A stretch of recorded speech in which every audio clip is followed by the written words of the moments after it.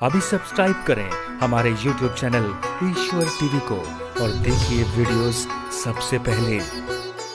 जो लोग ये कहते हैं कि हमारे जीवन में बड़ा दुख है, उनके जीवन में श्रीमद् भागवत सुख ला करके प्रदान कर देता है। कारण श्रीमद् भागवत के जो नायक हैं, जो भगवान हैं, स्वयं जगत पालक जगदीश्वर भगवान श्री कृष्ण, जरा नोट करिए उनके जीवन में कितना सुख रहा है। जो मूल अधिष्ठाता हैं, जो जगत में जगदीश बालक बन करके जब आए तो कितना हमारे आपके लिए दुख सहे हैं। आप अनुभव करिए भैया, जब कोई बालक जन्म लेते ही सबसे ज़्यादा खुशी किसको होती है बताइए? जन्म लेते ही सबसे ज़्यादा प्रसन्नता होता है कौन? या तो माँ या तो मामा। तो माँ तो प्रसन्न है ही, बड़ी दिव्य प्रसन्न है, पर मामा तो तैयार है कि यदि भांजा आए तो प्राण ले ले। जैसे ही भांजा आए प्राण लेने के लिए पहरेदार विराजमान है। अब आप सोचिए, इतने कष्ट में भगवान बालक बन करके आए, चिंतन का विषय है। चलो, ये कष्ट भी भगवान ने अपने ऐश्वर्य शक्ति से, योग शक्ति से, भगवत शक्ति से टाल दिया। पहरेदार सो गए।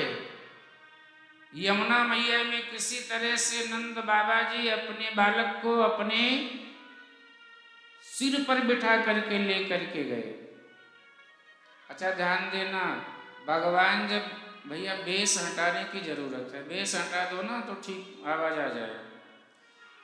भगवान स्वयं जब आते हैं जीवन में तो आनंद कहाँ आता है? कहाँ?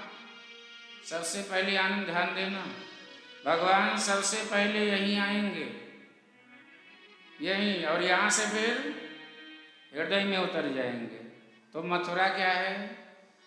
आध्यात्मिक भूमि से मथुरा का चिंतन करें तो मथुरा, हमारा जो ये सिर है ना, यही मथुरा है आध्यात्म के चिंतन में। नंद की आनंद भयो, आनंद कब आएगा? जब हृदय में भगवान उतर जाएंगे। भगवान जब गोकुल में गए आनंद तब आया। गोकुल, मैं और ज्यादा नहीं कह रहा हूं, मैं ये कहना चाहता हूं कि भगवान वहां गए तो क्या वहां आनंद में रहे? अरे वहां भी 6 दिन की जब छठी मनाने का समय आया तभी पूतना मौसी बन करके काल के गाल में पहुंचाने के लिए आ गई।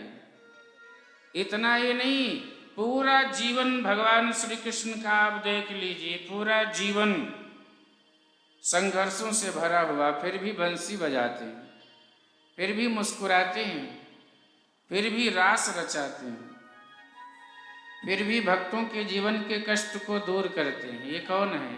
यही है रास रचैया, और यही है जगत पालक जगदीश्वर। जो जगत पालक हैं वही हमारे आपके लिए बालक बन करके आए हैं, और उन्हीं की गाथाओं का आनंद लेने के लिए व्यास जी ने श्रीमद् भागवत की रचना की।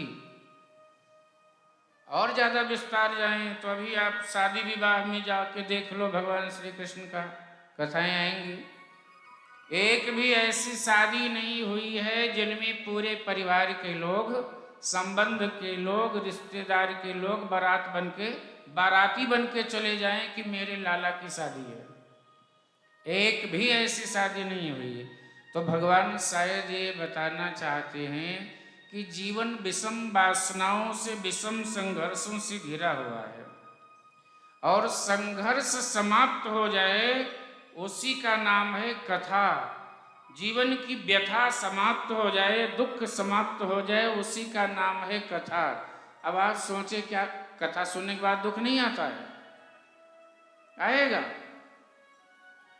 ये नहीं है कि कथा सुनने के बाद दुख नहीं आएगा, इसलिए कोई सुने तो कथा ना सुने।